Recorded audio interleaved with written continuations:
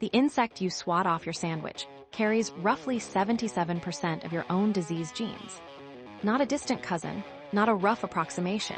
77% measured gene by gene.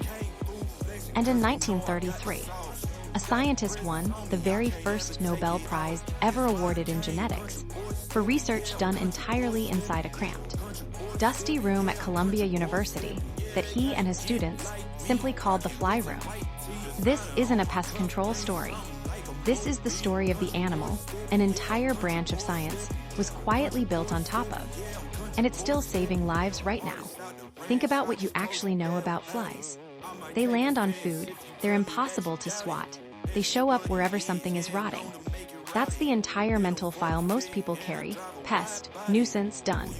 But somewhere between that thing on my sandwich and the organism behind a century of genetic medicine is a story almost nobody tells. Not because it's hidden, because it's simply never been put together into one through line before.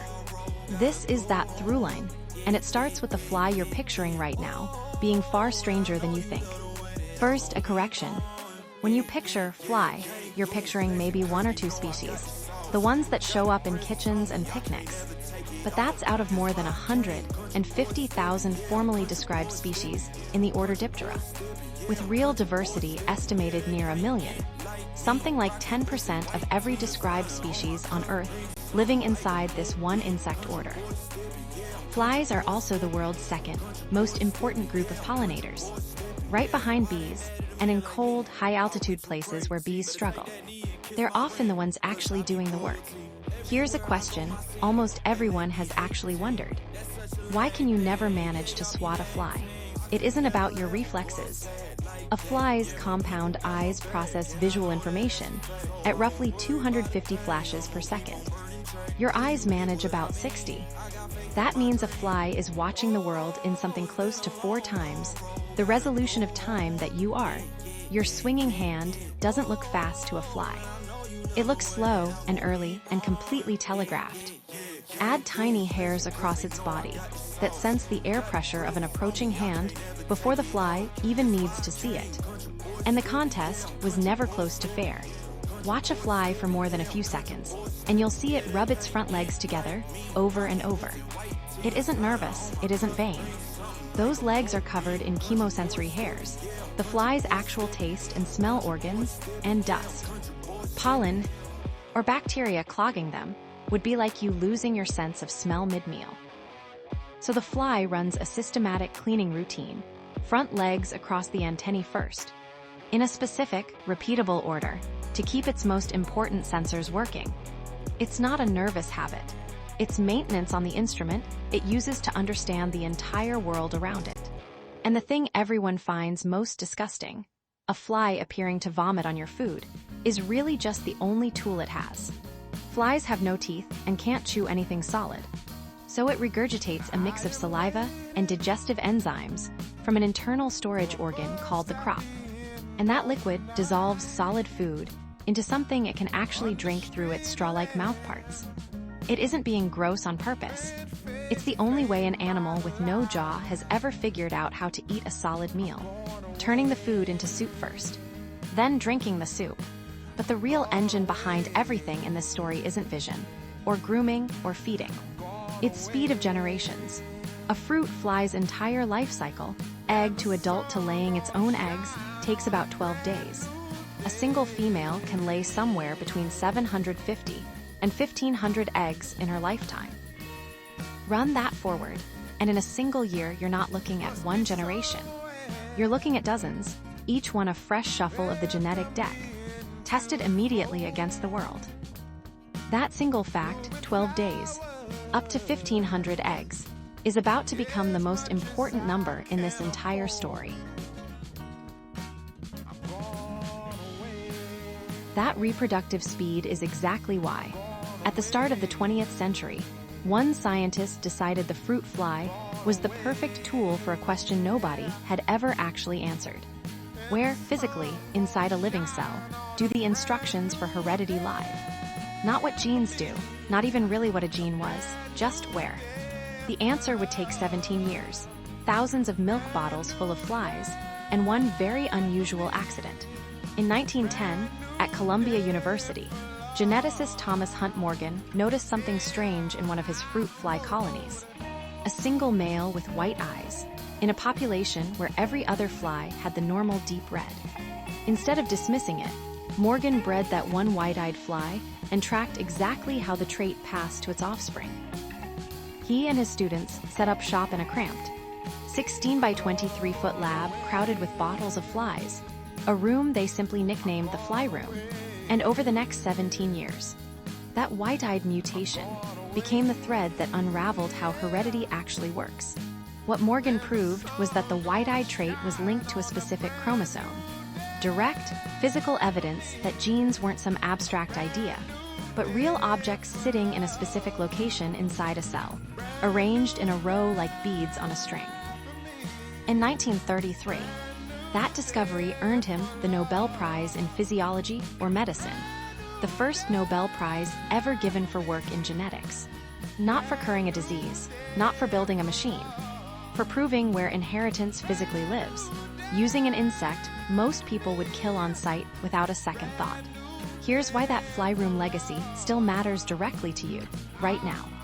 Roughly 77% of known human disease genes have a working counterpart inside the fruit fly genome, the same basic gene, doing a recognizably similar job. That overlap is why Drosophila is still one of science's primary tools for studying ALS, Parkinson's, Alzheimer's, and Huntington's disease today. Researchers can disable a specific gene in a fly, watch what breaks, and learn something directly relevant to a human brain, in days, not years. Because of that same 12-day generation time from earlier in this story. This isn't a historical footnote either. Right now, in labs around the world, fruit flies are being genetically engineered to carry human disease mutations. So scientists can watch a disease unfold in real time and test potential treatments before anything ever reaches a human patient. It's cheaper, faster, and more ethically manageable than most alternatives. And because so much of the fly's basic biology matches ours, what researchers learn frequently translates directly into human medicine. The same animal in the fly room in 1910 is, in a very real sense, still on the lab bench in 2026. Step back and the whole picture clicks into place. A 12-day generation time, up to 1,500 eggs per female, genes that overlap with ours more than 3/4 of the time. Put those three facts together, and you get the perfect experimental organism, fast enough to run dozens of genetic generations in a single year, cheap enough to keep by the thousands in a university lab, and similar enough to humans that the findings actually mean something. It's not luck that flies became genetics' favorite tool. It's math, the exact same reproductive math that makes them so hard to get rid of in your kitchen. And genetics isn't even where this story ends. It's really just where it starts. The same insect that helped found modern medicine's understanding of heredity is now involved in an entirely different kind of medicine. More than a century later, one that has nothing to do with genes at all. It has to do with wounds, with hospitals, with a use for flies so counterintuitive that most people assume it must be a joke the first time they hear it. And everything to do with what happens when a fly lands somewhere you'd least expect it to actually help. Flies aren't the only organism science leans on this way. Mice, zebrafish, even simple yeast all play similar roles today. But almost none of them combine cheap upkeep, a public relations problem nobody bothers defending, and a genetic toolkit this well mapped for over a century. That combination is exactly why so much foundational biology, how genes switch on and off, how nerve cells signal each other, how cancer genes misbehave, got worked out in fruit flies first, then confirmed later in mice, and eventually in us. The unglamorous test subject usually arrives before the headline does. Right now, in hospitals, doctors are deliberately placing live, sterile fly larvae onto certain wounds. On purpose, FDA cleared. It's called maggot debridement therapy, and it uses larvae from blowfly species that release enzymes that dissolve only dead or infected tissue, while leaving healthy tissue completely alone. for wounds that haven't responded to anything else.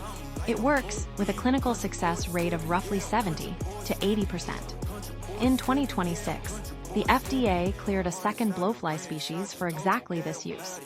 Maggots on a wound sound like a medical emergency. Increasingly, they're the treatment. And step outside the lab and the hospital entirely, and flies are still quietly working. As pollinators, they're second only to bees worldwide. Hoverflies alone visit roughly 70% of all wildflower and crop species that get surveyed. And in cold, high-altitude places where bees can't function well, flies are frequently the ones keeping entire plant communities reproducing. This is the same insect from the sandwich, from the fly room, from the hospital wound, quietly running 3 completely different jobs. Most people never connect to each other. That ecosystem role is also more fragile than most people realize. Recent research shows flies actually lose motor function at lower temperatures than bees do, tolerating roughly 2 degrees Celsius less heat before their flight muscles stop working properly. That makes fly-dependent pollination, including crops like cacao that rely heavily on flies rather than bees, more exposed to a warming climate than most people assume. The insect nobody worries about losing might be one of the ones we can least afford to. So the next time a fly lands on your arm and you swat blind and miss for the 5th time in a row, remember what's actually happening. You're watching an animal whose ancestors helped a scientist win the first Nobel Prize in genetics, whose genes still guide research into diseases that don't yet have cures, whose relatives are dissolving dead tissue off wounds in hospitals right now, and whose entire order quietly pollinates a meaningful share of the world's plants. None of that makes it less annoying on your arm. All of it makes it something much stranger than just a pest. 77% of your disease genes. The first Nobel Prize in genetics, won inside a room called the fly room. A 12-day life cycle that made it genetics' favorite tool. Hospitals using its relatives to heal wounds today.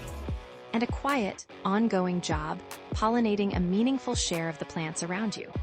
However you feel about them, the insect on your kitchen counter tonight is not the simple, mindless pest you were probably taught to see as a kid. It's one of the most scientifically load-bearing animals on the planet. And that story is still being written. Next time you miss that swat, you'll know exactly how much is really going on.